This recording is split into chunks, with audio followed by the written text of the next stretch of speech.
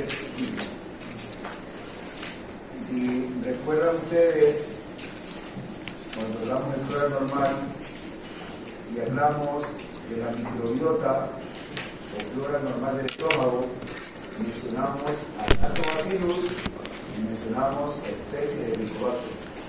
Bueno, estamos hablando precisamente de Helicobacter pylori. Estamos hablando pues de una bacteria que infecta a 2 de cada 3 personas en el mundo. Pero en muchas personas hablamos es de infección inoculante. Es decir, está formando la bacteria ahí parte de la flora normal del estómago. Pero hay condiciones en las cuales la bacteria puede ocasionar enfermedad y convertirse en una enfermedad infecciosa. Entonces, nosotros cómo se ve la bacteria con una ampliación, ¿no?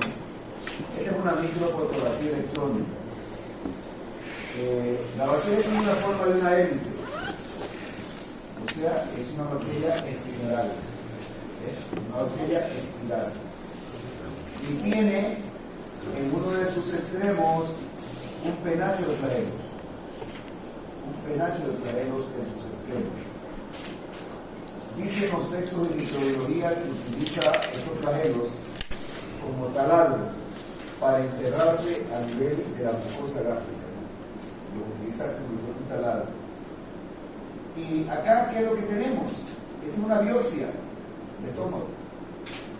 Estas son células de la mucosa gástrica. Y estas cosas pequeñitas que vemos aquí es el Helicobacter pylori. Entonces, esta es una forma como se diagnostica también la infección por el Helicobacter pylori en el estómago cuando se hace la endoscopía, ¿no? Entonces, el endoscopista encuentra de pronto una zona sospechosa y hace un pequeño pellizco de la mucosa gástrica y lo manda al laboratorio de anatomopatología. Y entonces ahí hacen el fijado y el tejido y la muestra en microscopio, ¿no? Y entonces se ve aquí, ¿ve? Se ve una gran cantidad de Helicobacter pylori en la muestra. Entonces, como decía, infecta a las 2/3 partes de la población mundial. Esto significa 2 de cada 3 personas. 2 de cada 3 personas tenemos en el estómago el Helicobacter pylori. Algunos como parte de la flora, es decir, infección inaparente. Otros, en cambio, como causante de 3 problemas de salud que ocasiona esta bacteria, que son gastritis, úlcera gástrica y en algunos casos cáncer de estómago. Y esta es la razón por la cual cuando tenemos nosotros gastritis por el Helicobacter pylori debe ser tratada, porque si no es tratada, con el paso del tiempo se puede convertir en una úlcera que puede sangrar en cualquier momento. Y si no se descubre, con el tiempo puede malignizarse y convertirse en un cáncer de estómago. O sea que estamos hablando de etapa. Claro, eso no ocurre en la vista. Es una tapa del estómago. Así es. Okay. Pero es interesante que recordemos que una persona puede padecer gastritis por diferentes causas. Una, cuando de pronto es la hora de la comida y la persona prefiere seguir trabajando y no va a comer. Entonces, en ese periodo, el ácido clorhídrico le está inflamando su estómago. Entonces, es una causa de gastritis. Se hincha. Otra causa de gastritis es por estar sometido mucho bajo presión y vivir en condiciones de estrés. Es decir, el estrés aumenta la producción de ácido clorhídrico en el estómago y es también una causa de gastritis. Otra causa de gastritis es cuando utilizamos cierto tipo de medicamentos por mucho tiempo o en dosis inadecuadas, como por ejemplo los antiinflamatorios no esteroides. Dígase usted, por ejemplo, el diclofenaco, el ibuprofeno, el naproxeno. Entonces son medicamentos que, si se utilizan por mucho tiempo en dosis que no corresponde, pueden también producir este tipo de gastritis. Igualmente, el alcohol produce gastritis. El consumo de alcohol a la larga da como consecuencia gastritis. Pero la única gastritis que necesita tratamiento antibiótico es esta. Las otras no. Las otras se tratan tomando medicamentos que disminuyen la producción de ácido clorhídrico o tomando las lechecitas que neutralizan la acidez en el estómago. Pero esta necesita tratamiento antibiótico. El Helicobacter pylori se lo puede aislar en las heces. Por eso muchas veces hay personas que se hacen exámenes en las heces, no en sangre. Pero también se lo puede encontrar en la saliva y en la placa dental de los infectados. Y esto es interesante, lo de la placa dental, ¿no? Porque yo siempre recomiendo que si una persona hace tratamiento antibiótico contra el Helicobacter pylori, debe visitar al odontólogo para que se haga una limpieza dental. Porque de pronto está tomando el antibiótico, pero en la placa dental está la bacteria. Entonces hay que hacer una limpieza dental para erradicar totalmente la bacteria. En países del primer mundo, digamos así, existen pruebas que se pueden comprar en la farmacia y que solamente las personas exhalan en una plaquita y cambia de color, y el cambio de color indica la presencia de la infección. Es decir, hay métodos fáciles para identificar la infección. El problema es que infecta el epitelio estomacal humano, el llamado la mucosa gástrica, ¿no? La mucosa gástrica es afectada, ocasionando inflamación, ocasionando una llaga y incluso esa llaga puede malignizarse y convertirse en cáncer del estómago. Yo les comentaba a ustedes, creo que fue ayer, que yo me he hecho 5 endoscopías. Bueno, uno de mis problemas de salud, yo creo que tal vez el único, aparte de problemas en la columna, ha sido batallar contra el Helicobacter pylori. Desde que me gradué, he venido teniendo este tipo de problemas. Incluso en la primera endoscopía me hicieron la biopsia y la biopsia reveló que había anaplasia de células de la mucosa gástrica. Anaplasia es ya un primer paso en el camino a la malignización de las células. Entonces por eso yo he venido periódicamente haciéndome controles, ¿no? Llevo 5 controles, pero hasta ahora aventurosamente no ha habido ningún problema. El diagnóstico se puede hacer en sangre. Hay muchos que se hacen el diagnóstico en heces. Los dos son buenos. Pero también es bueno el diagnóstico por endoscopía. Porque el diagnóstico por endoscopía no solo te permite decir que tienes infección, sino que la endoscopía puede revelar que tienes una úlcera. O la biopsia puede permitir decir que tienes un cáncer in situ. O sea, un cáncer ahí, y de pronto, erradicando la zona, se termina el cáncer.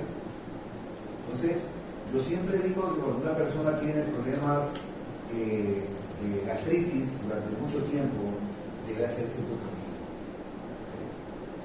Hay gente que vive solamente tomando las lechecitas o tomando las capsulitas de omeprazol.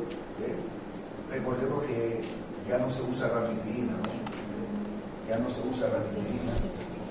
Recién este año aquí en Ecuador la prohibieron la venta, pero en los Estados Unidos la prohibición viene desde antes de la pandemia. Desde antes de la pandemia tiene la prohibición de la ranitidina.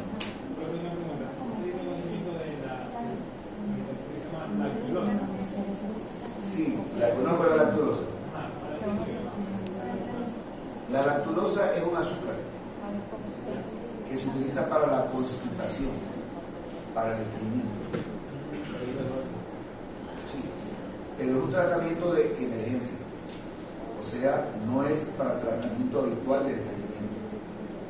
El tratamiento habitual del estreñimiento es con fibra, es decir, tratamiento a base de fibra. Qué perro. Pero si de pronto una persona tiene, qué sé yo, varios días que no ha hecho de nutrición, entonces ahí se le puede dar la lactulosa. Aunque yo conozco un producto natural que funciona mejor que la lactulosa y que se llama pitahaya. ¿No? La pitahaya es eficaz. Son pocos los pacientes que me dicen, doctor, no obtuve resultados. Pero la mayoría de los pacientes me dicen, doctor, efectiva la pitahaya. Había otra cosa que sin necesidad de otra cosa. Así La taural es igual que ¿Ah? la taural es igual que omeprazol o mejor que No, la taural es ranitidina. La taural ya eso ya no se usa. Mire, cuando recién conocimos sobre la gastritis, utilizábamos nosotros un producto que llamaba cimetilina. Cimetilina era el primer medicamento que salió. Con el paso del tiempo lo sacaron porque se demostró que producía un problema en los varones que se llamaba el síndrome del pájaro caído. Disminuía la libido sexual en los hombres. Ese medicamento disminuía la libido sexual. Pila sabiendo. Sí, después apareció la ranitidina, ¿no? Pero cuando aparecieron los omesoles, realmente se llaman inhibidores de protón, esos son los mejores. Aquí tenemos dos esquemas de tratamiento. El primer esquema se utiliza para los pacientes que nunca han tomado antibióticos. Y el segundo esquema para aquellos que, aunque tomaron el primer tratamiento, el examen sigue dando positivo. Entonces se hace un segundo esquema. La amoxicilina se utiliza a dosis de 1 gramo cada 12 horas. La claritromicina, 500 miligramos 2 veces al día también. Y esto se llama inhibidor de la bomba de protones, que son los omesoles. Dígote, el omesol, el omeprazol, el lansoprazol, el pantoprazol, todos son los mismos. Y cuando esto ha fallado, entonces se utiliza esto de acá. Se utiliza la claritromicina. esa es una puta 2 horas. Esto es 500 cada 2 horas, más levofloxacino, 500 cada 2 horas. Ambos son tratamientos de 10 días. 10 días de tratamiento. Pero él dijo bomba de protones, la primera no sé qué. ¿Cómo se produce la infección? Bueno, el Helicobacter pylori llega, Coloniza.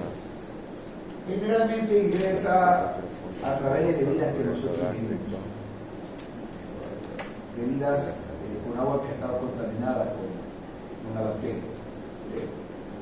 Y llega entonces y penetra en el moco, no solo del estómago, sino también puede penetrar en el moco del duodeno, o sea, en la mucosa duodenal. Y se adhiere a las células epiteliales, o sea, a las células de la mucosa, pero sin invadir lo que viene a ser la pared. Aquí la pared no la invade, pero sí se entierra aquí. La bacteria produce amoníaco a partir de la urea, y el amoníaco que se pone alrededor de la bacteria neutraliza la acidez del estómago. En el pasado se creía que era imposible que un organismo vivo como una bacteria pudiera vivir en un medio tan ácido como lo es el estómago. Imagínese usted que a veces usted le glute el trozo de carne y eso se pulveriza en el estómago, se deshace por la potencia de los ácidos. Entonces, imagínese una célula, se creía imposible, pero el médico que le cumplió ese detalle lo presentó en un congreso de gastroenterología y los gastroenterólogos no le creyeron. Así que él se autoinoculó un preparado donde había helicobacter pylori para producirse la infección y todo lo registró. Y ahí entonces apareció ya la publicación de que era verdad que había gastritis de origen bacteriano. Pero inicialmente no le creyeron. Pues por la acidez, que la acidez del estómago es terrible, ¿no? No sé si usted alguna vez ha vomitado y luego le queda ardor aquí, ¿no? Es por la acidez. Es por la acidez. Entonces, luego viene lo que se llama la migración, ¿no? Al foco donde va a ocurrir el proceso de infección. El amoníaco que produce la bacteria irrita la mucosa gástrica y ayudado por sustancias que produce la bacteria, como por ejemplo proteasas y fosfolipasas, destruyen el moco, que es la barrera de protección de las células de la mucosa gástrica. Lo destruyen. Y luego aparece aquí en el sitio la presencia de glóbulos blancos, porque es una infección. Entonces llegan nuestros glóbulos blancos aquí a defendernos. Pero como resultado de esa defensa, se produce el daño. Mírenlo aquí cómo ocurre. Estas son entonces células epiteliales de la mucosa gástrica. Este es el moco gástrico, este es un vaso sanguíneo. Y este es un neutrófilo. Y ahí llega el Helicobacter pylori. Y el Helicobacter pylori, bueno, produce las toxinas que son inflamatorias y la célula produce citoquinas en respuesta a esa inflamación. Esas citoquinas dilatan al vaso sanguíneo y los glóbulos blancos van a la defensa nuestra. Y en esa defensa se produce el daño.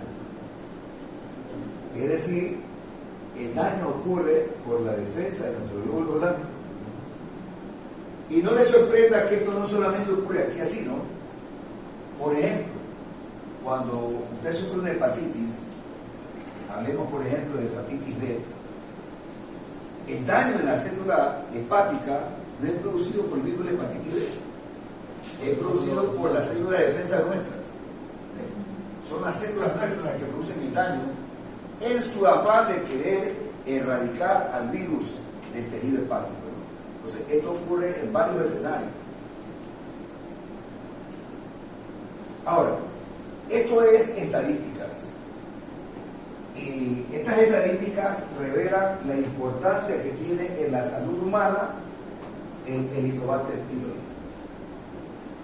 Mire, cuando hablamos de gastritis crónica activa, que es un diagnóstico bastante frecuente en muchas personas que hacen endoscopía, la causa de esa gastritis crónica activa puede ser ocasionada por el Helicobacter pylori entre el 86 al 100% de casos.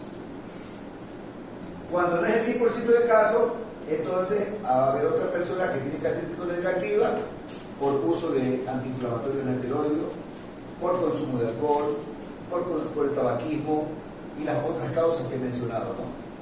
Pero el Helicobacter pylori puede llegar a ser incluso hasta el 100% de las causas de gastritis crónica activa.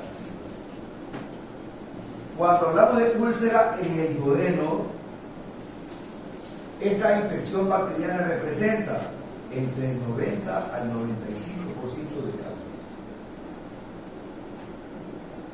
Ahora, cuando hablamos de úlceras gástricas, el Helicobacter pylori representa entre el 60 y 70% de casos.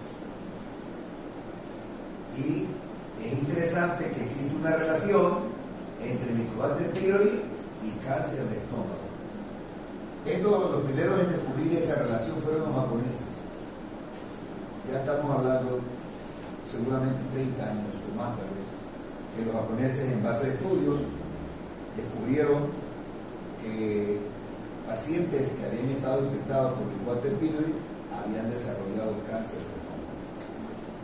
Y aquí hay un tema, la última línea, que a mí me parece muy importante y yo siempre lo tengo presente.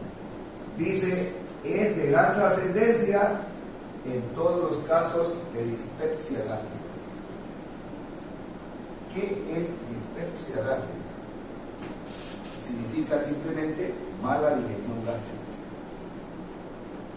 Esto significa que hay muchos pacientes que de pronto no presentan el típico ardor o languidez en el epigastrio que caracteriza a la gastritis o a la úlcera, ¿no? Sino que presentan es dispepsia. Es decir, pacientes que se quejan de que comen y tienen problemas de digestión, sufren de llenuras, sufren de agrieras, sufren de meteorismo abdominal, sufren de pesadez estomacal, ¿eh? Entonces, cuando tenemos este tipo de pacientes, hay que investigar también el Helicobacter pylori. Hay que investigar el Helicobacter pylori. No solamente en aquellos que se quejan del ardor o languidez a nivel del epigastrio, ya que es de gran trascendencia este cuadro clínico relacionado con la presencia del Helicobacter pylori.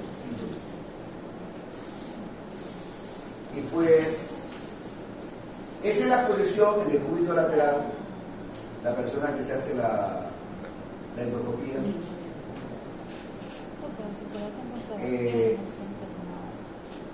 Las 4 veces que me hice inicialmente me lo hicieron solamente con anestesia local, es decir, con anestésico de spray aquí a nivel de la garganta nomás. Solamente la 5ª vez me lo hicieron.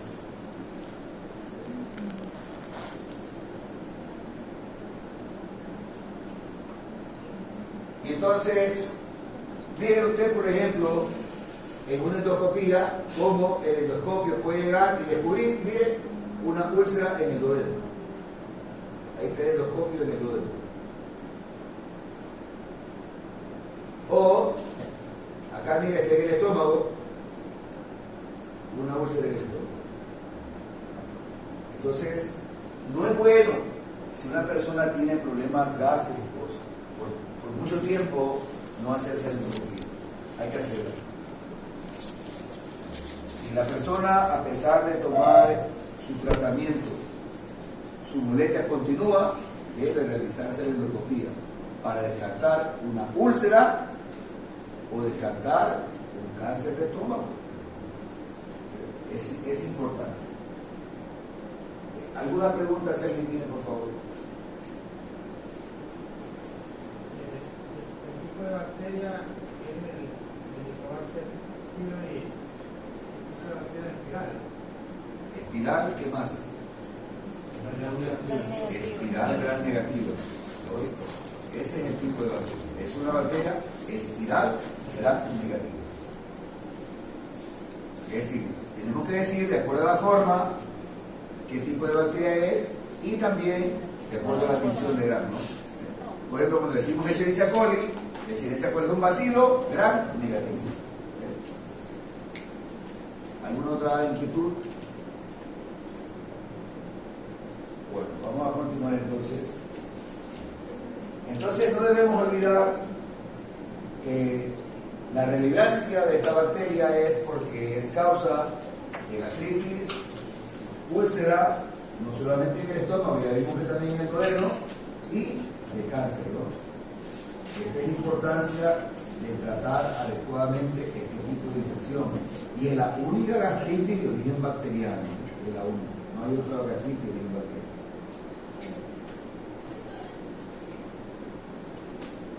Y ahora vamos a continuar estudiando al Mycobacterium tuberculosis. Mycobacterium tuberculosis. Cuando hablamos sobre la clasificación de los patógenos, lo pusimos en el grupo de patógenos oportunistas. Y se trata pues de una bacteria que puede producir infección a cualquier persona, pero tiene mayor predisposición en aquellas personas que tienen las defensas disminuidas. Por ejemplo, los diabéticos, yo he conocido durante toda mi profesión a muchos diabéticos que se han contagiado de tuberculosis. Claro, es una bacteria oportunista. Y es tan oportunista, yo les pregunto, por ejemplo, a ustedes, ¿cuál es la principal infección de tipo viral que destruye el sistema inmunológico de los seres humanos? ¿Cuál es la infección de tipo viral que destruye el sistema inmunológico del ser humano? El VIH. Correcto, el VIH. Bueno, y resulta que la principal coinfección del VIH es tuberculosis. Así es. Es decir, van de la mano. La que le sigue, por decir. Sí. Tan cierto es esto que en el Ministerio de Salud existe protocolo que si usted acaba de diagnosticar a un paciente con VIH, usted tiene que hacerle un tamizaje para saber si no tiene tuberculosis. Y si usted acaba de diagnosticar a un paciente con tuberculosis, tiene que hacerle tamizaje para saber si no tiene VIH. Porque se tratan de dos enfermedades que van agarraditas del brazo. Van agarradas del brazo. Aquí en nuestro país y en la demás partes del mundo es la primera coinfección. Es la primera infección que afecta a los pacientes que tienen VIH. Aquí podemos apreciar nosotros al bacilo. Es bacilo del Koch. Bacilo del Koch. Bueno, Koch fue el que lo descubrió, ¿no? Robert Koch. Incluso por su descubrimiento recibió premio Nobel de Medicina. Porque hasta ese descubrimiento la gente moría sin saber de qué moría.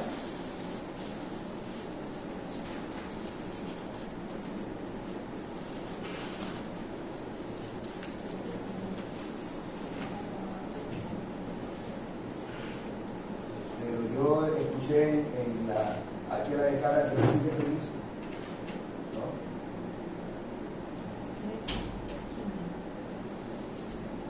Un señor que viene a vender pan, y eso ocurrió el fin de semana pasado, y uno de los docentes le preguntó a la decana si había autorización. No hay autorización. Yo no sé cómo que anda reponiendo así. Me quedó de la mañana.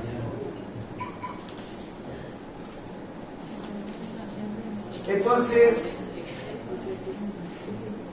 ustedes tal vez notarán que cada vez que hay un 24 de marzo hay una actividad especial en las unidades de salud del Ministerio de Salud. Siempre hay una actividad especial para recordarle a los que van ese día al centro de salud y a la población que vive cerca del centro de salud que tenemos un problema de salud que no ha sido resuelto, y es la tuberculosis. Y es un problema de salud que hace muchos años aparentemente había desaparecido, había ya pocos casos, pero con el tiempo vemos que los casos aparecen y siguen apareciendo. Uno de los problemas por lo que ocurrió esto del resurgimiento de la tuberculosis aquí en nuestro país fue porque los medicamentos para el tratamiento estaban en las farmacias. Entonces, usted se atendía particularmente y el médico le mandaba su recetita para el mes. Y usted tomaba la medicina al mes y se sentía mejor. ¿Y para qué pagar la consulta al doctor? ¿Puede tomar otro mes el medicamento? Y resulta que a los 2 meses ya estoy bueno, ya dejo de tomar. Y entonces comenzaron a aparecer la tuberculosis resistente, porque no completaban el tratamiento de 9 meses. ¿Ya? Entonces, a raíz de esa situación, solo las unidades del Ministerio de Salud tienen los medicamentos. Ya no existen en la farmacia. Ni siquiera el Seguro Social, ni el Seguro de la Policía, ni el Seguro de las Fuerzas Armadas lo tienen. Entonces, solo lo tiene el Ministerio de Salud. ¿Y en el hospital de infectología? No, nada. Solamente las unidades. Ahora, y lo que hay que hacer ahí, y además es de que no es que te dan un medicamento para que te lo lleves a la casa, ¿no? Tú llegas, te acercas con tu botellita de agua, de jugo de colada, y ahí tienes que tomar en presencia de la enfermera.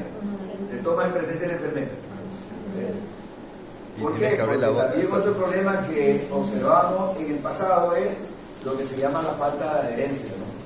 Es decir, había muchos pacientes que iban a retirar sus medicamentos y no se lo tomaban. Entonces, luego se implementó lo que se conoce con el nombre de DOTS. DOTS significa tratamiento directamente observado. Entonces, ahí hemos comenzado a ver que se está controlando el problema, ¿no? Pero comenzó un problema serio. Pero, doctor, eso no cambia. Yo me acuerdo cuando llegué a la empresa que estoy trabajando, tuvimos dos pacientes y el Ministerio de Salud Pública es inspeccionar. Teníamos que pesarlo y darle la medicina todos los días a la hora que era y ellos inspeccionaron una vez al mes. Claro, Y después ya ellos mismos están tomando, van a tomar. así es. Ahora, lo interesante es, en salud, educar al paciente, para que el paciente sea responsable de su tratamiento, ¿no? No solamente en tuberculosis, en diabetes, hipertensión arterial y todas las enfermedades. El paciente tiene que ser responsable, ¿ya? Y sobre todo, hay que educarlo para explicarle la importancia de la adherencia, o sea, del cumplimiento estricto del esquema, para que la enfermedad sea controlada, ¿no? Valga la oportunidad de explicar lo siguiente, ¿no? Por ejemplo, una pacientita llega con un pie infectado, diabética, y lo veo y le digo, pero esto no es curación, este pie ya está dañado, yo lo voy a mandar al hospital. Y después me llaman, doctor, ¿qué hacemos? Dice, le van a amputar. Es que es lo que tienen que hacer. Bueno, ya después de la amputaron, lo regresan a la unidad para que se les siga haciendo las curaciones. Y la familia, doctor, ¿y qué pasó? Dice, nosotros siempre la traíamos al centro de salud, al control, siempre tomaba su pastillita, pero el problema es, y le hacía control del examen para saber si la diabetes estaba controlada. No. O sea, hay gente que piensa que porque está tomando la pastillita, la enfermedad está controlada. Hay que hacer examen para saber si la dosis es correcta, si hay que aumentar la dosis o cambiar de medicamento. Y lo mismo pasa en la hipertensión arterial.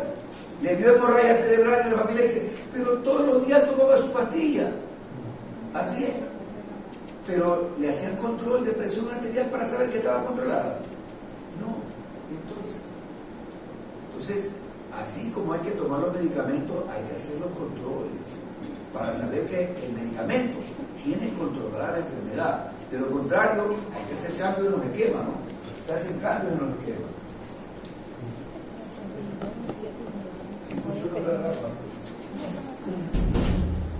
Pero no sigue que tú puedas llegar a animar. No vayas afuera. No hay nadie. Bueno, entonces, a la bacteria se la conoce con el nombre de BAR, así, B-A-A-R, BAR, que significa bacteria alcohol ácido resistente. Y cuando se presentan los resultados de los exámenes de esputo, se dice BAR negativo, porque no se identificó a ninguna, o se dice BAR una cruz, dos cruces, tres cruces, ¿no? En los exámenes de esputo. La multiplicación de la bacteria es muy lenta. Una bacteria se multiplica y da origen a dos, a veces en 16 a 24 horas. Pero esa multiplicación puede a veces demorar días y puede demorar años. Y esa es la causa por la cual de pronto un paciente que se diagnosticó en una familia, se lo diagnosticó, se lo trató, se curó, y de pronto, después de unos años, alguien más en la familia cae. Entonces, lo primero que nosotros preguntamos, ¿ha habido en su familia alguien que tuvo el tratamiento de tuberculosis? Sí, dice hace años un familiar. Bueno, cuando él no estaba en tratamiento, lo contagió. ¿Ya? Pero la enfermedad no se manifiesta inmediatamente. Demora meses y años en manifestarse. Y esa es la razón por la cual, lógicamente, nosotros siempre andamos preguntando los nexos epidemiológicos, ¿no? Es decir, si es. ¿Cómo que no tiene síntomas? Claro, cuando se contagia ninguno. Cuando se contagia ninguno. Ahora, preste atención. Mire, Reservorio. Hombre sano, infectado y enfermo. O sea, reservorio es la persona donde vive el microorganismo y desde donde puede pasar hacia una persona sana.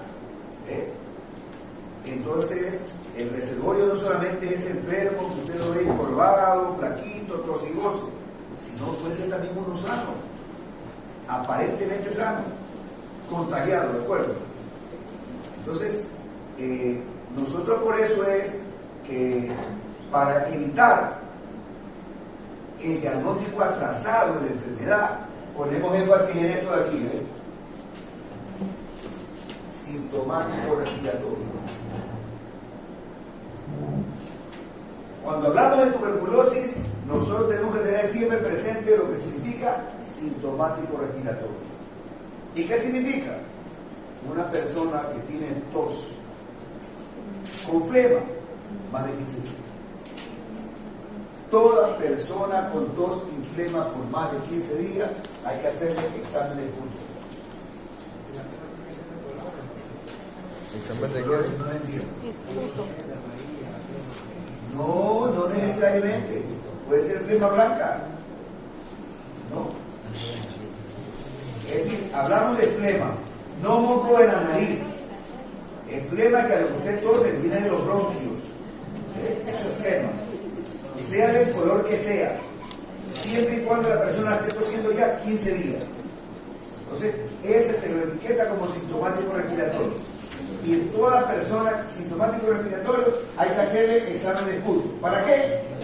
Para tratar de diagnosticar antes de que se enferme la infección.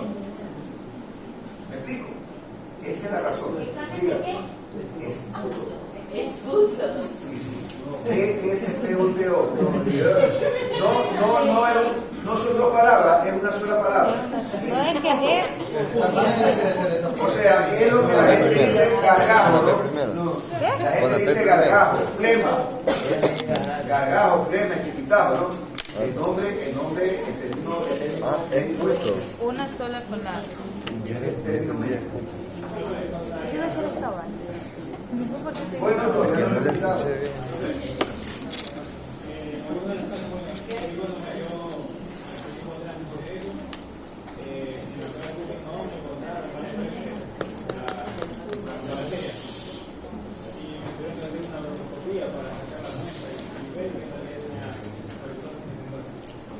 A ver, la pregunta que hace el compañero es algo que ocurre con frecuencia. Es decir, de pronto una persona tiene las manifestaciones clínicas de la enfermedad, pero el examen de esputo es negativo. Entonces, como él lo dice, ¿no? Se toma una muestra mediante broncoscopía. Es decir, al paciente se lo intuba, se le inyecta solución salina y ahí se recoge la flema ahí, para hacer el cultivo. Pero les cuento que hay pacientes que a veces ese cultivo también da negativo. Entonces ahí viene otro tipo de examen que se llama prueba de inoculación al cobayo. Es decir, se inocula con la muestra a un ratoncito. Y luego de 2 meses se lo mata para ver si se le investiga a ver si el pulmón está presente en el corte. Entonces hasta ahí llega. Ahora, hay casos en los cuales el paciente tiene el cuadro clínico de tuberculosis. Le han investigado otro tipo de infecciones como por ejemplo hongos y todos dan negativo. En esos casos el paciente pasa a manos de un comité provincial, donde hay expertos de la provincia. Entonces la carpeta del paciente llega a ese comité. Y ese comité dice: ok, todo está negativo, pero este paciente, esto es tuberculosis, déle tratamiento. Y se da tratamiento. Y a esos pacientes se conoce como tuberculosis BDK negativo. O sea, tuberculosis vacío de Koch negativo. Eso existe y se lo hace el tratamiento. Hay casos que, por ejemplo, hay pacientes con más de 15 días, con más de 10 días de flema y no tienen tuberculosis, pero es por ¿Cómo habla? tiene medicamentos para paracetamol y fluoxetina. Y dice que el Entonces me pasan por fluoxetina cualquier. bloquea el paracetamol, el paracetamol, y eso hace que el paciente no mejore. Pero tiene más de 15 días con todo enfermo. Bueno, yo respeto lo que tú dices, pero no lo comparto. Porque el paracetamol no es antibiótico y el fluoxetina tampoco es antibiótico. ¿Ya? Entonces, no puede influenciar en un microorganismo como este. No hay influencia. Al menos en las guías del Ministerio de Salud, nunca he leído que diga, ¿sabe qué? Para tomar la muestra tiene que estar 2 semanas o 15 días sin tomar paracetamol o fluoxetina. No, por el contrario. Por el contrario, nosotros al paciente muchas veces le damos fluidificante para que desgarre. Es decir, le damos el fluidificante para que cuando tosa, saque el dedo. ¿Sí? Ahora, ¿cuál es el cuadro clínico? Ese es el nombre que... Cuando la bacteria está en los pulmones, el cuadro clínico es fiebre.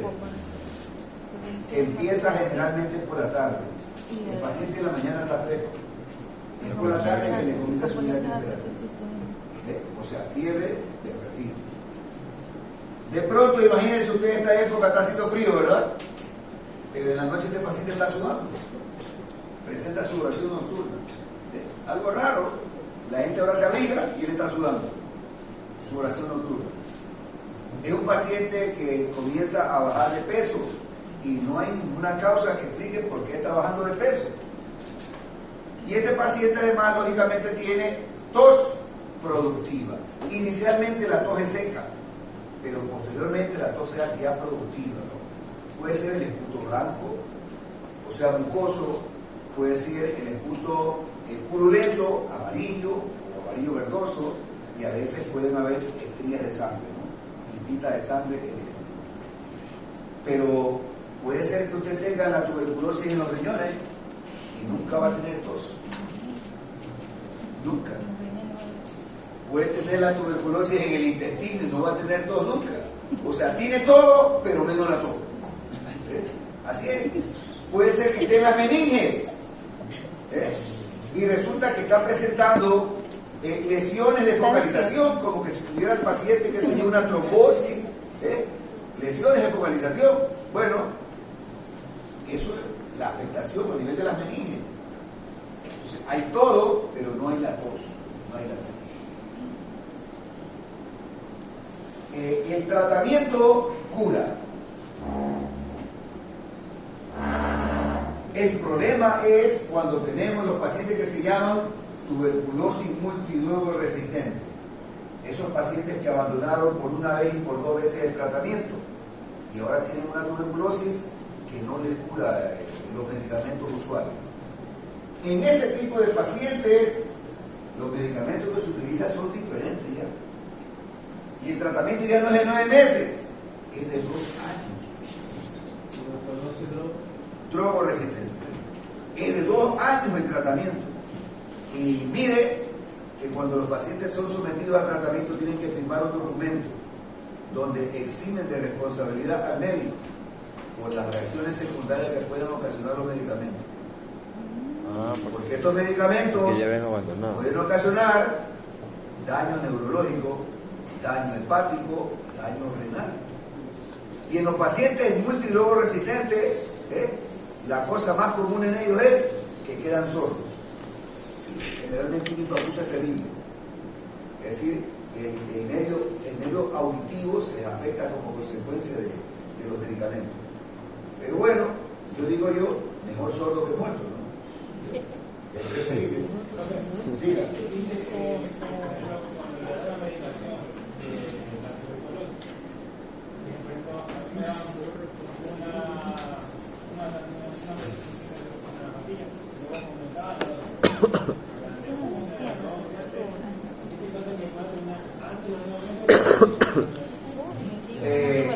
Mira, cuando hablamos nosotros de tuberculosis, siempre decimos tratamientos individualizados.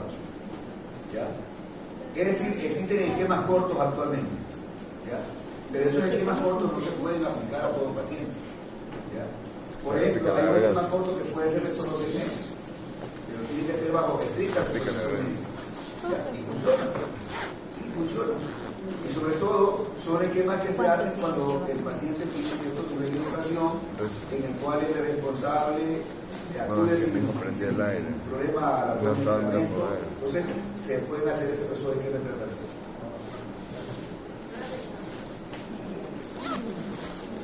Preguntó el compañero hace un momento aquí cómo se transmite. Bueno, en primer término, hablemos del reservorio, ¿no? El reservorio primeramente puede ser el hombre. Y dije hace un momento, el hombre sano, contagiado, infectado y el enfermo. ¿Ya? O sea que ya tienen enfermedad infecciosa. Pero tenemos una segunda fuente de transmisión y es la leche de vaca. Así es. O sea que la gente va al campo y toma, que sí que es riquísima caliente. Así es, hay mucha gente que le dice, vamos, te invito a la finca y a las 5 de la mañana lo despiertan, vamos, que la leche está calientita. ¿Ya? Con sangre. Bueno, hay que tener presente que el ganado vacuno puede tener tuberculosis. Son más inyectados. Puede tener tuberculosis el ganado vacuno. Entonces, profe, eso que le dan que le hacen a las chiquitas. Eso se llama ordeño. Ajá, y eso que le dan ese vasito, Pero usted dice la de chivo. Lo que pasa es que La de chivo, no. El ganado caprino no se incluye ahí. en el mercado central hay un señor con un chivito así. ¿A usted le gusta calientita la leche? Pero le pregunto, ¿le gusta calientita la leche? Porque esa leche sale calientita. Sí, lógico. La de vaca también sale calientita. Pero Y la de toro, ¿cómo es? pero no es pasteurizada. Entonces, en el caso de la leche de vaca, la leche pasteurizada primeramente es calentada, ¿no? Y luego le bajan bruscamente la temperatura. Y con eso se asegura la muerte de los microbios. Y el mecanismo de transmisión es la vía respiratoria. Esa es la principal vía de transmisión. O sea, por aerosol. ¿Por qué? Porque la persona que está infectada le transmite al sano cuando está hablando, cuando está estornudando, cuando está tosiendo, por medio de aerosol. Por medio de aerosol.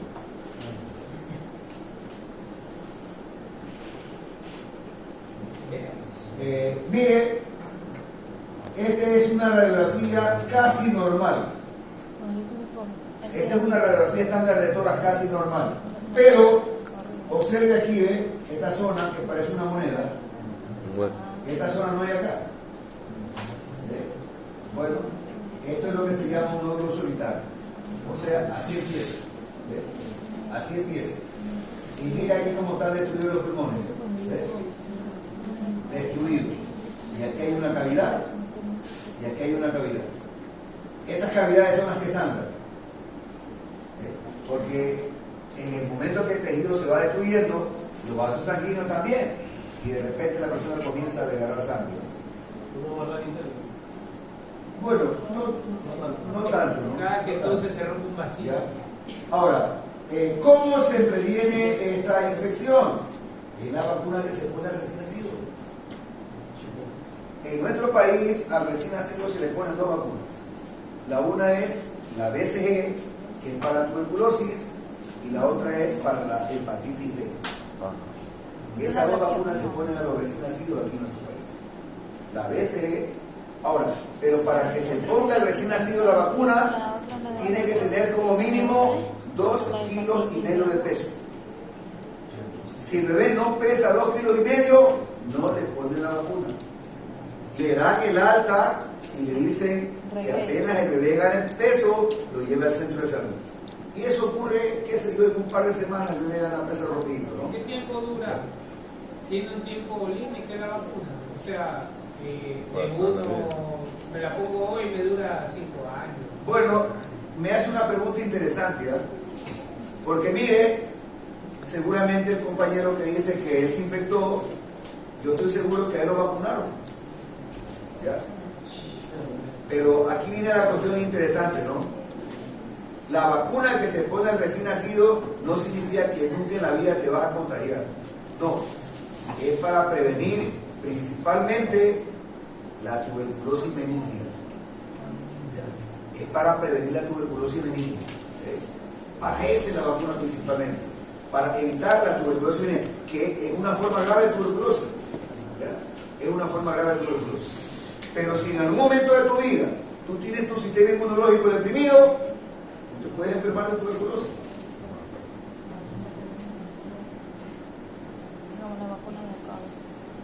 Mire, se forman en los pulmones, estos son abscesos, son pequeños abscesos, son microabscesos que se forman. Y cuando el pulmón está afectado así, la radiografía será así. Mire, ya el color negro que vimos hace un rato, mire, el color negro desapareció. Entonces, a estos abscesos se los llaman granulomas. Son granulomas. Y entonces, aquí vemos está lleno de granulomas en los pulmones. Esto es lo que se llama una tuberculosis diseminada. Una tuberculosis diseminada. Y esta es una radiografía de un niño. Mire, totalmente topados sus pulmones.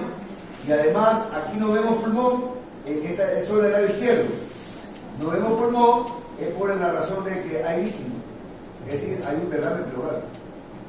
Los derrames pleurales, o sea, la presencia de líquido en el espacio pleural, es algo frecuente en los pacientes con tuberculosis. Es más, existe una forma de tuberculosis que se llama simplemente tuberculosis pleural, en donde el paciente presenta todo, incluso tos, pero los exámenes salen negativos. ¿Por qué? Porque la bacteria no está en el árbol bronquial, sino que está en la pleura. Entonces ahí no llega a la flema el micobacterio. Bueno, y hasta aquí nos toca el micobacterio tuberculosis. ¿Alguna pregunta? Hay que drenarlo ahí, profesor. ¿Perdón? Hay que drenarlo, ese líquido que tiene ahí. Cuando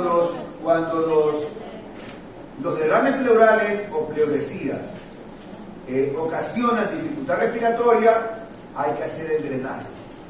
Por aquí. Sí, así es, por el costado. Pero cuando no producen dificultad respiratoria, se tiene paciencia que el tratamiento, como el tratamiento, van desapareciendo. Sí. Sí.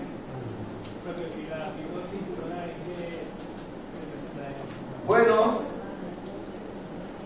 entonces imagínense usted, estos son accesos o llamados granulomas, ¿de acuerdo? Entonces, una vez que esto cura, en este sitio se forma un tejido cicatrizal. Y el tejido cicatrizal origina bandas fibróticas que dan como complicación lo que se llama la fibrosis pulmonar. Entonces, el tejido pulmonar ya no se puede expandir como normalmente ocurre, y ya no se puede expandir por la presencia de esas bandas de fibrosis que hay en el tejido pulmonar. Entonces la persona ya no puede expandirlo como lo hacía anteriormente, ¿no? Entonces la rehabilitación, la terapia respiratoria ayuda, pero no hace que la persona vuelva a estar como antes.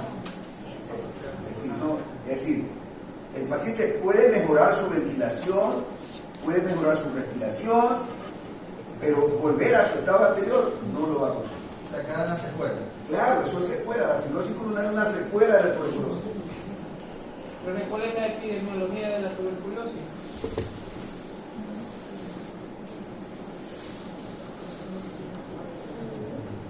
Dice aquí,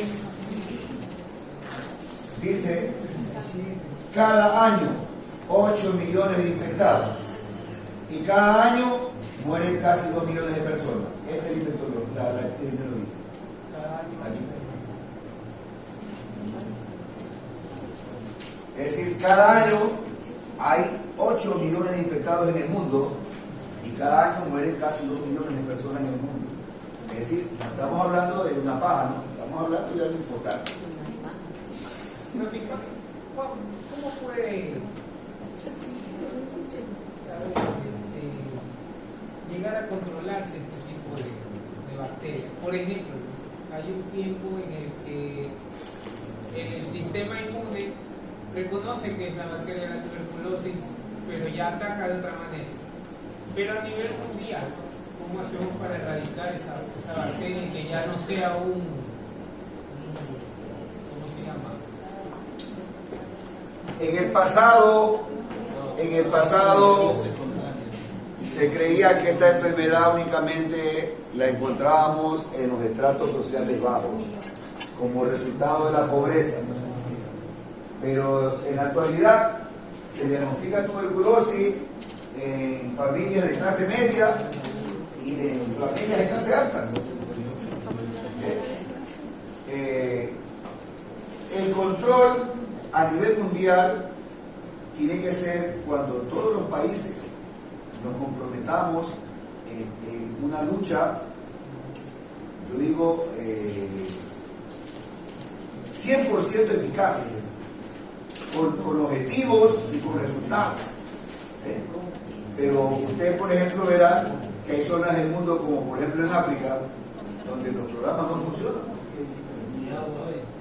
No funcionan los programas. Entonces, yo recuerdo cuando ya empezaron a fabricar la vacuna, hubieron personas que pusieron dinero, gente de mucha plata, para comprar vacunas, decían para los países pobres. ¿Recuerdan la noticia? Para los países pobres. Es para que haya equidad, ¿no? Porque en realidad había países que de pronto su presupuesto no le alcanzaba para comprar la cantidad de vacunas que se necesitaba. Entonces, había personas y organizaciones que se unieron para comprar a menor precio y, por ejemplo, uno de los filántropos fue Bill Gates. Bill Gates donó $1.000 millones, porque para que ustedes no crean, para vacunas. Y por eso creían que él lo que quería era meter un chip en la vacuna para controlarte. ¿Ya? No es que él metió, imagínense, tremenda cantidad de dinero. Y el que tiene que ver con informática, todo el mundo comenzó a sospechar, ¿no? O sea, te van a meter en un chip. Nanotecnología. Bueno, si hay la nanotecnología, ¿no? Pero la cuestión es la siguiente, ¿no? Mira, si te ponen el chip en la primera, no te preocupes. La recarga te la hacen en la segunda.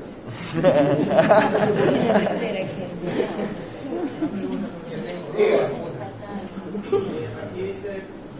Aquí se llama sintomático respiratorio y que está de liberalizarse. Yo entiendo que es los cebollos y es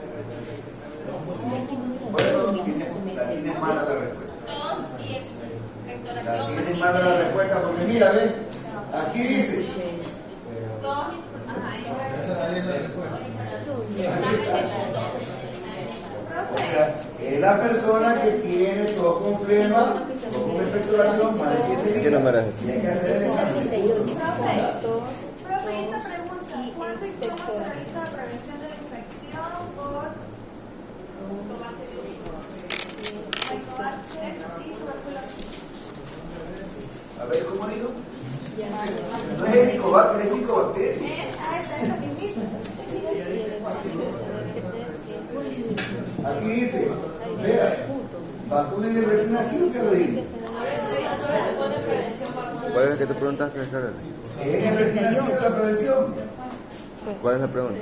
¿Cuándo? En el recién nacido. ¿Con qué? Con la vacuna. Ahora, ¿cómo se llama la vacuna? BCG. Pero por favor, ve el labial. 39. Ve el labial, ve grande. Ve el labial. BCG. Gracias, profe, por el punto.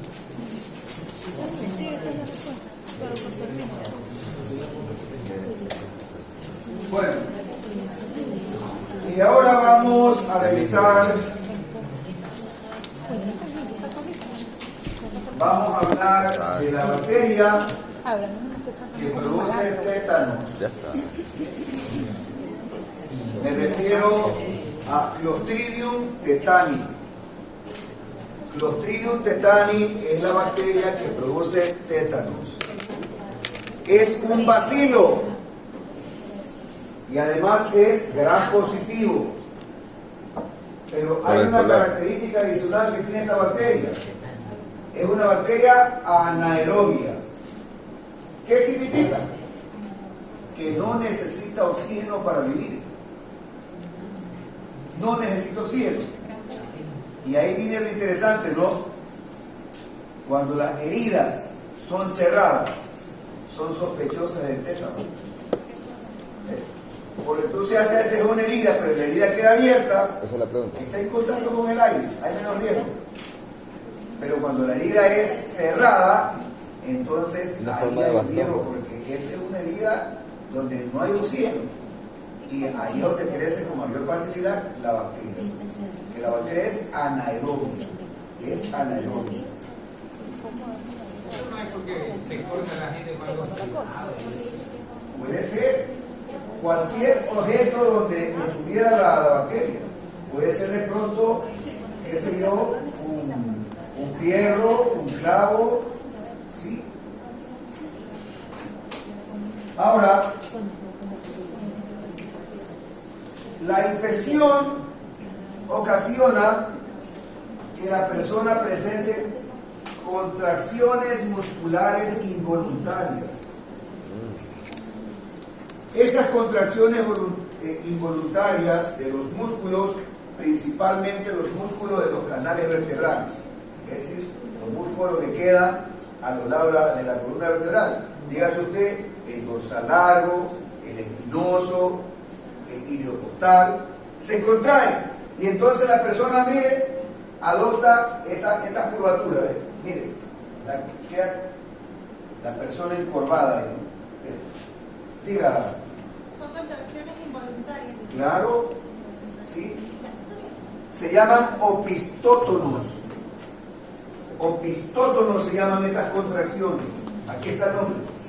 Pero esa contracción es momentánea o Bueno, a veces no pasan enseguida. Demoran, sí. A veces la persona está ahí como arqueada ahí. ¿Bien? un lapso de tiempo prolongado. Bueno, y en realidad viene luego la ayuda médica para que se relaje. ¿Ya? Hay ocasiones que la relajación puede venir por sí sola, pero hay otras ocasiones que hay que darle medicamentos para que se relaje. Esa es la pregunta que se puede hacer por medio de antibióticos. No, ahí utilizamos el relajante muscular. Todos los relajantes musculares. Con relax. Sería el tratamiento. No se utiliza eso. Ese sería el tratamiento. Y entonces,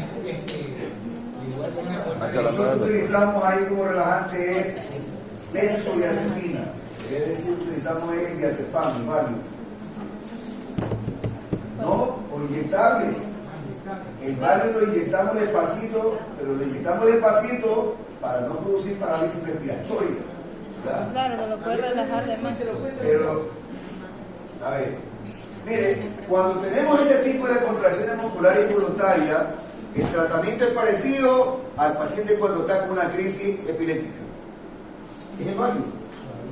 ¿Sí? Se administra lentamente por vía intravenosa el Valium y la contracción desaparece. Desaparece la contracción.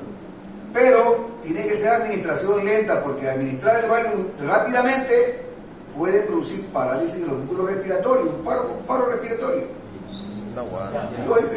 A correr ahí, a buscar enseguida el traqueótomo para poder intubar al paciente.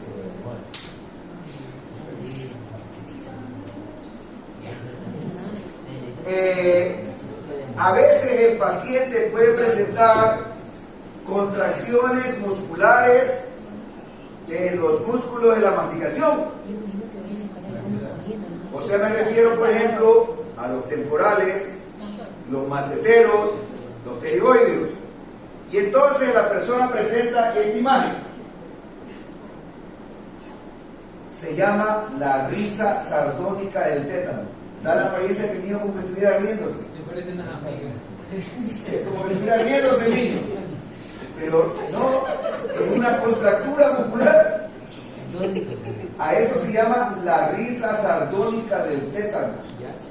En las carrillas. Y a este tipo de contracción se llama trismo. Trismo se llama a este tipo de contracción que afecta a los músculos de la masticación.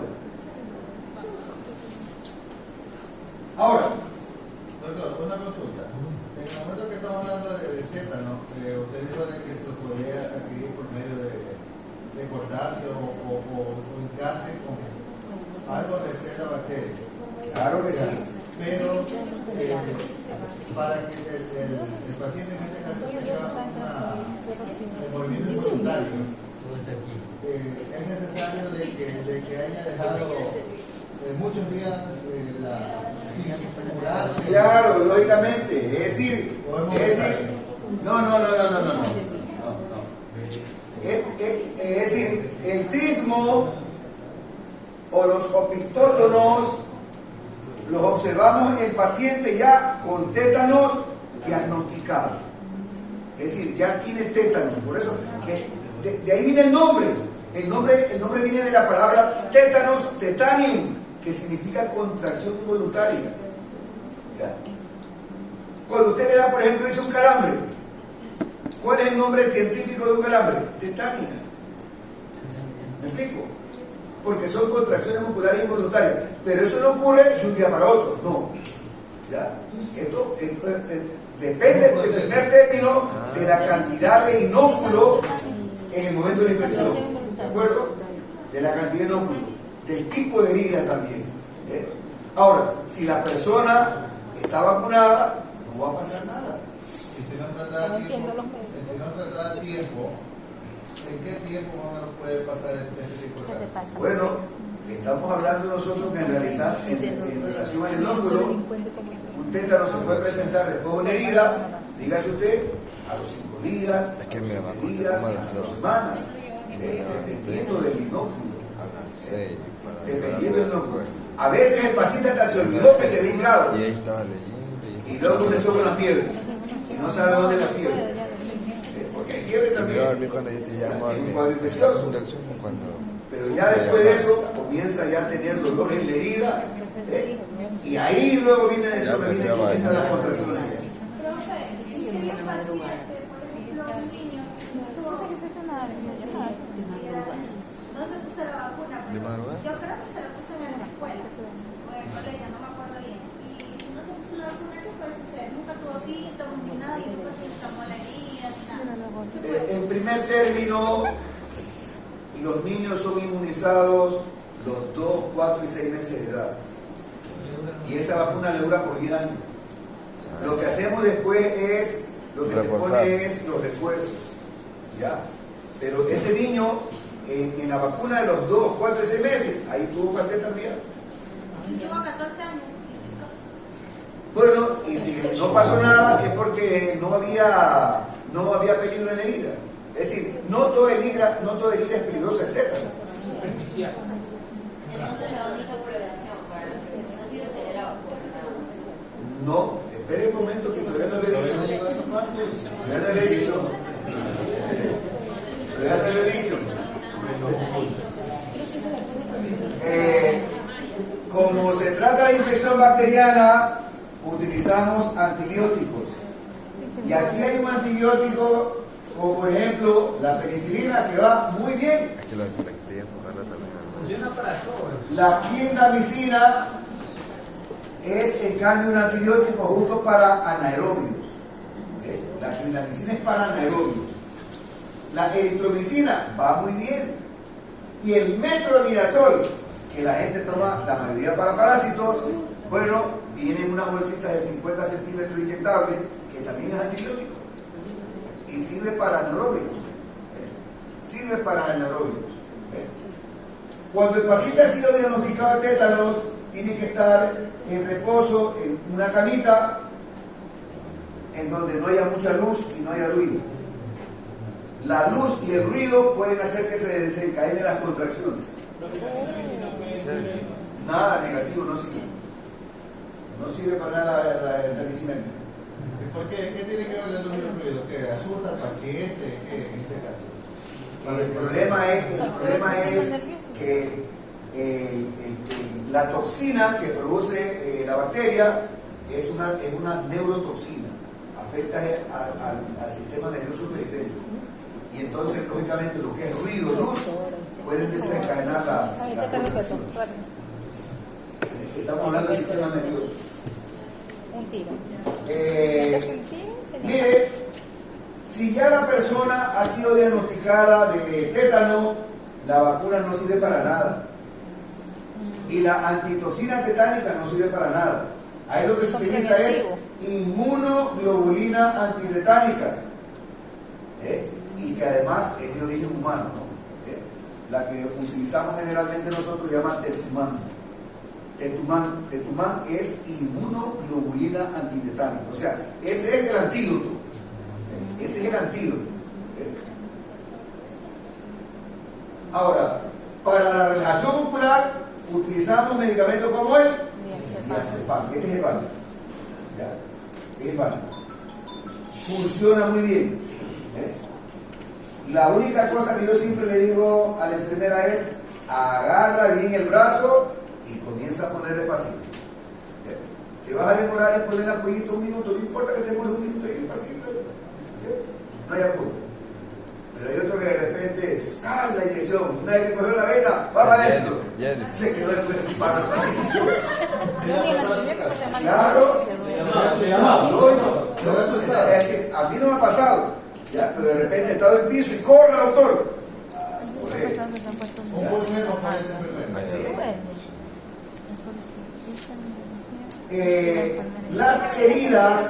Las heridas sospechosas tienen que ser limpiadas correctamente mediante desbridamiento.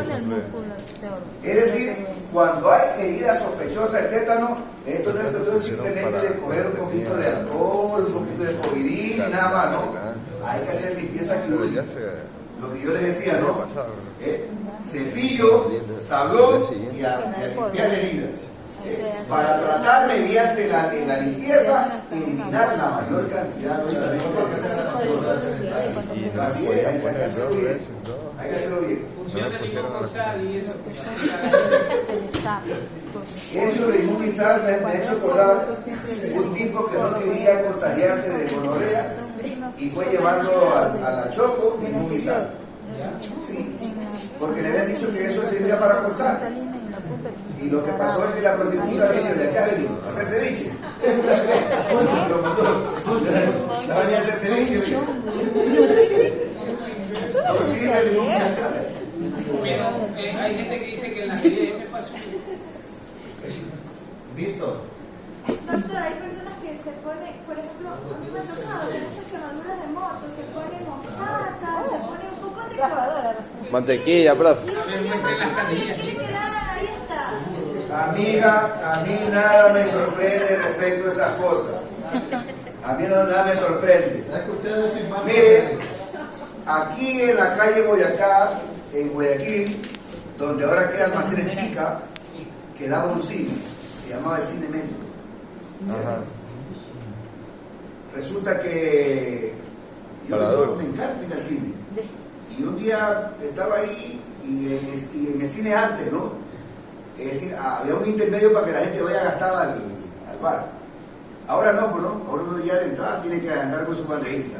Allá no, había un descanso para que toda la gente salga a comprar. Y yo veo y de repente delante mío había un pelado y tenía hecho de sangre aquí en la cabeza. ¿Ya? Y oye, señor, le digo, que tiene una herida en la cabeza. Y él comienza a decir: sangre. Uy, no, y salió corriendo. Y le digo a la chica: oye, ¿qué le pasó? No, dice que él se le está cayendo el pelo y le han dicho que se ponga un paño. Y yo traje un paño y él se le ha puesto el paño en la cabeza. ¿Qué asco? Ya después de haber visto eso, ya no me sorprende nada. Ya no me sorprende lo que hace la gente. Tamara no sabe qué es un paño. Toalla sanitaria utilizada.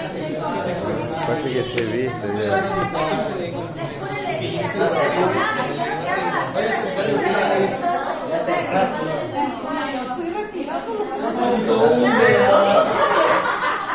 Ahí lo que tiene que hacer es coger fluorescidina al 2% y ese es jabón, eso es jabón.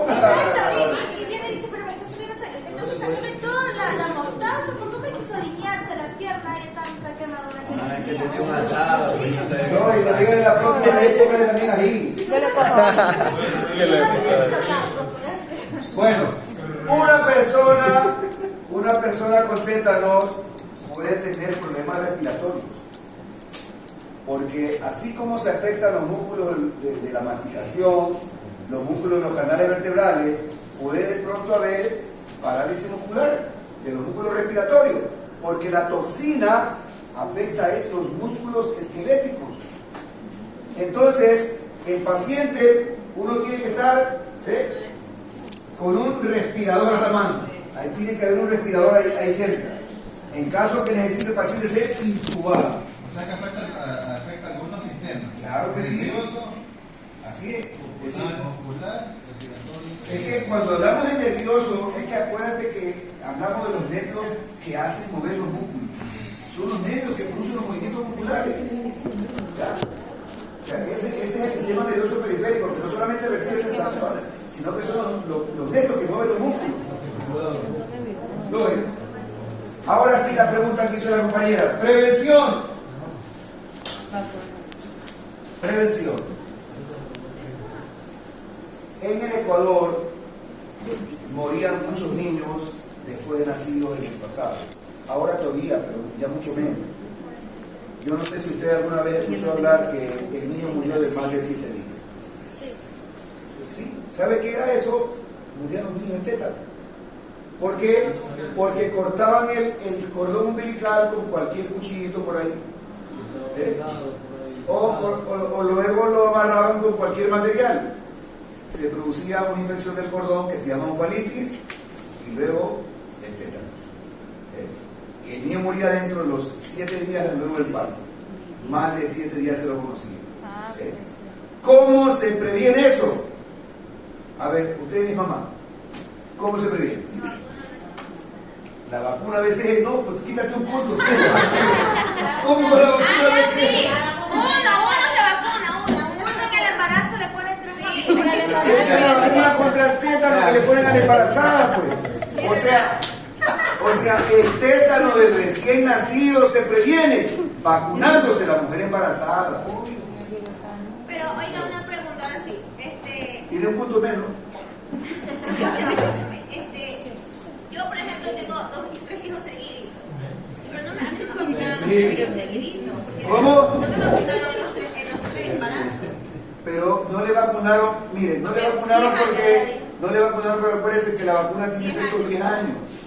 Pero nosotros, por ejemplo, siempre acostumbramos, aunque sea una dosis de refuerzo. Aunque sea una dosis de refuerzo ponemos, claro, aunque sea un isla. Ahora, cuando una persona sufre una herida sospechosa, entonces en ese momento no vamos a poner vacuna, porque la vacuna es para desarrollar anticuerpos, y en ese momento no se van a desarrollar los anticuerpos tan rápido. Ahí se utiliza antitoxina tetánica. Entonces se utiliza antitoxina que vienen ampollitas de 1500 o de 3000 unidades, ¿no? O sea, en heridas sospechosas se utiliza antitoxina tetánica. Y en una operación, profe, puede adquirir una persona tétano en una sala de... Claro que sí, si de pronto el material quirúrgico no está esterilizado correctamente, puede haber lógicamente un tétano, por supuesto. Esas mujeres que se operan en el guapo. Claro, Sí. porque sí. Uy, ¿qué te pasa? Vas a juntar mejor que a profe ahorita. Eso es clandestino. Bueno, Toda la vamos a dar esto noche. para después del receso. Son 7:50. Vamos a adelantar el receso y empezamos 8:30. Las personas que llegaron a